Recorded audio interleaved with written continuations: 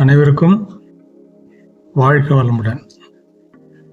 ஆசானுடைய வாழ்க்கை மலர்கள் என்ற புத்தகத்திலிருந்து பிப்ரவரி 9 ஞாயிற்றுக்கிழமை இதய மலர்கள் என்ற தலைப்பு குறித்து சிந்திக்க இருக்கிறோம்.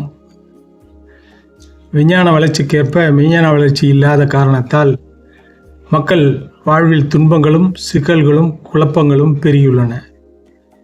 எளிமுறை கொண்டல் யோக வாழ்க்கை நெறி மனித குலத்தை வழிநடத்த ஒப்புரவையற்ற ஒளி விளக்காக திகழ்கிறது. அருள் பேராற்றலாகிய சுத்த வெளியும் அதிலிருந்து தோற்றமாகிய பேரியக்க மண்டலமாக விளங்குகிறது. இத்திருக்கூத்தின் சக்தி தள்ளும் ஆற்றலும் ரிப்பல்சிவ் ஃபோர்ஸ், சுத்த வெளியின் கொல்லும் ஆற்றல் அட்ராக்டிவ் ஃபோர்ஸ் ஒன்றிணைந்து இயங்கும் ஒரு விரிவான நெடிய தொடர் இயக்கம் தெய்வீக காந்தகாலமாக பேரியக்க மண்டலம் விளங்குகிறது. இப்பேரியக்க மண்டலத்திலே தோன்றும் எப்பொருளும் தன்மை, துல்லியம், இயக்க ஒழுங்கு, அதாவது பேட்டர்ன், ப்ரிசிஷன், ரெகுலாரிட்டி எனும் இயற்கை நியதியோடு இயங்கிக் கொண்டிருக்கிறது. மனிதன் அறிவின் நுட்பத்தாலும் செயல், ஒழுக்கம், திறமை இவற்றாலும் ஒவ்வொரு பொருளிலும் அமைந்துள்ள தெய்வீக ஒழுங்கமைப்பை உணர்ந்தும் மதித்தும் இனிமை காத்தும் முரண்படாத முறையில் தொடர்பு கொண்டு வாழ்ந்து வந்தால் வாழ்வில் இன்பமும் நிறைவும் உண்டாகும். பிறவி பயனாகிய அறிவின் முழுமை பேரும் கிட்டும். இத்தகைய தெய்வநெறி வாழ்வடைய மனிதனை பக்குவப்படுத்தி வழி நடத்தவல்ல உடல் உள பயிற்சி முறையே எளிய முறை கொண்டல் யோகமாகும். இல்லறமும் துறவரமும் இணைந்த ஒரு பேரற வாழ்வை நல்கும் கொண்டல் யோகம் என்னும் மனவளக்கலை உங்களுக்கு எளிதில் கிடைத்துள்ளது. உங்கள் பெற்றோர் செய்த புண்ணியமும் நீங்கள் செய்த புண்ணியமும் ஆகும். இதன் மதிப்புணர்ந்து பயன்பெற்று மனநிறைவோடு அமைதியோடு வாழுங்கள். உங்கள் மனதை வளப்படுத்த ஆக்கினை, துரியம் எனும் தவமுறைகளும் செயல்களை ஒழுங்குபடுத்தி சிறப்பளிக்க ஒழுக்கம், கடமை, ஈகை என்ற அறநெறிகளும் நீங்கள் அறிந்துள்ளீர்கள். உற்றார், உறவினர், ஊரார், உலகோர் அனைவரையும் வாழ்த்தி கொண்டே இருங்கள். அருட்பேராற்றல் இரவும் பகலும் எல்லா நேரங்களிலும் எல்லா இடங்களிலும் எல்லா தொழில்களிலும் உறுதுணையாகவும் பாதுகாப்பாகவும் வழிநடத்தியாகவும் அமையட்டும் எனும் அருட்காப்பை வேண்டும் போதெல்லாம் நினைத்து கொள்ளுங்கள். மன தூய்மை, வினை தூய்மை இரண்டும் சித்தியாகும். வாழ்வு, வளம், நிறைவு, அமைதி பெறும். இன்பம் விரிந்து கொண்டே இருக்கும் என்று ஆசான் அவர்கள் இன்றைய சிந்தனையில் சொல்கிறாங்க. அது தொடர்பாக ஒரு பாடல் சாமி சொல்லும்போது சொல்லுவாங்க.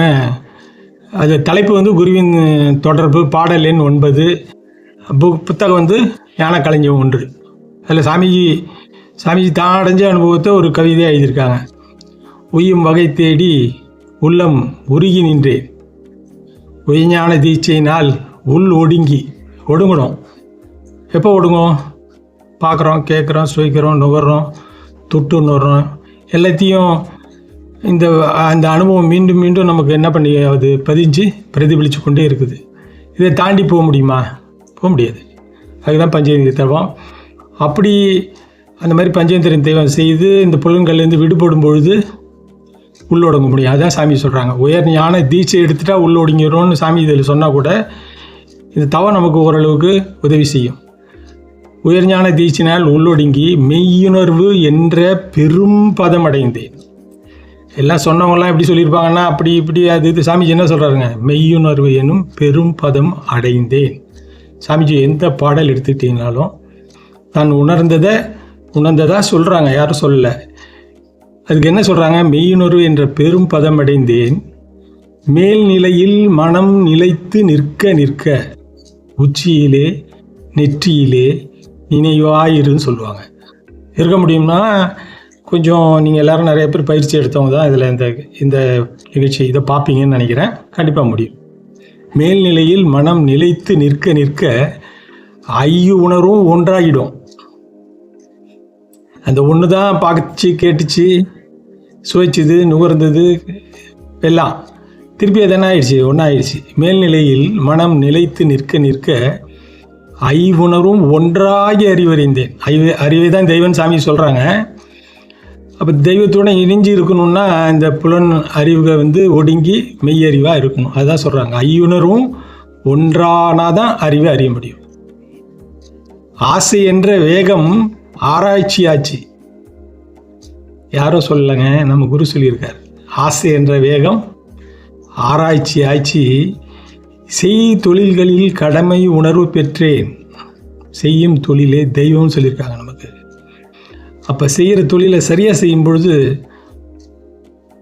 நிறைய சிக்கல்கள்லேருந்து வெளிவட்டுரும். அதுதான் சொல்கிறாங்க. செய்யும் தொழில்களில் கடமை உணர்வு பெற்றேன், சிந்தனையில் ஆழ்ந்து விளக்கம் கண்டேன். அதான் சாமி சொல்கிறாங்க. நான் மட்டும் இந்த விளக்கத்தை கண்டுகொள்வதற்காக அந்த பயிற்சியை நான் கற்று உங்களுக்கு கொடுக்கல. நீங்களும் இந்த விளக்கத்தை பெற்று அதை பயன்படுத்தி வாழ்க்கையில் நீங்கள் பயனடைஞ்சு மற்றவங்களையும் பயனடைய செய்யணுன்றது ஆசானுடைய வேண்டுகோள். அதை நம்ம நிறைவு செய்வதற்கு பயிற்சிகளை ஓரளவு செய்து மேன்மையடைந்து மற்றவர்கள் மேன்மையடைய செய்வோம் என்று கூறி இந்த சிந்தனையை அளிக்க வாய்ப்பளித்த அனைவருக்கும் நன்றி கூறி நிறைவு செய்கிறேன். வாழ்க வளமுடன்.